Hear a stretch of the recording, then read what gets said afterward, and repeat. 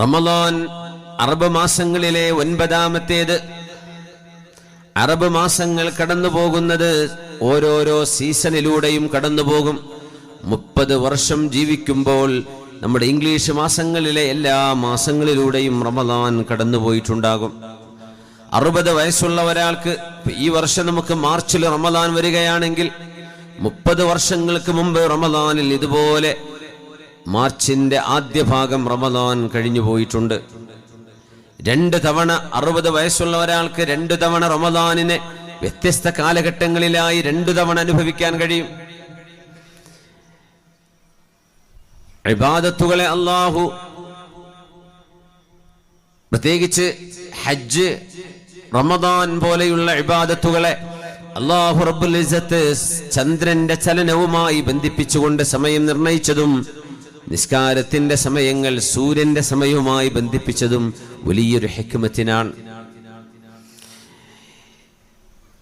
ചൂടുകാലവും തണുപ്പുകാലവും ഗ്രീഷ്മവും ഹേമന്തവും ഒക്കെ കടന്നുപോകും. അത് ശൈത്യമുള്ള സമയങ്ങൾ കടന്നുപോകും. അത് ശക്തമായ ഉഷ്ണമുള്ള സമയങ്ങൾ കടന്നുപോകും. പ്രപഞ്ചത്തിൽ അല്ലാഹു നീതിമാനാണ് എന്ന് അറിയിക്കുന്ന ഏറ്റവും വലിയ ഒരു അടയാളം കൂടിയാണിത്.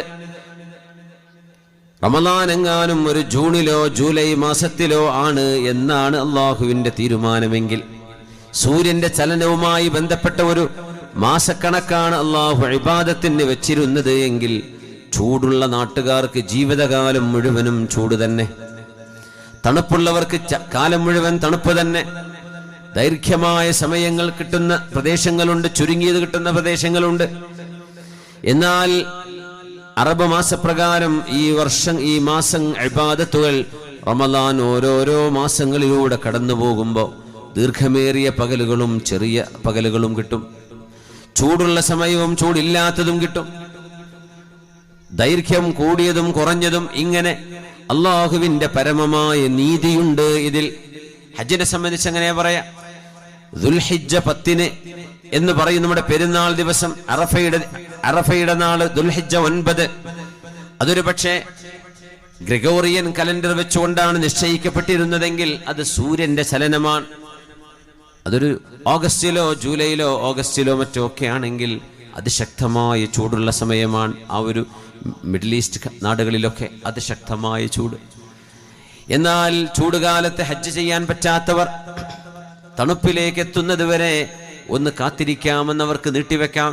കാരണം ഹജ്ജ് ജീവിതത്തിൽ ഒരിക്കലാണ് നിർബന്ധമുള്ളത്. അതുകൊണ്ട് സമയങ്ങളെ അല്ലാഹു സുബ്ഹാനഹു വ തആല ചന്ദ്രന്റെ ചലനവുമായി ബന്ധിപ്പിച്ച് നിർത്തുന്നതും അല്ലാഹുവിന്റെ ഒരു ഹിക്മത്താണ്.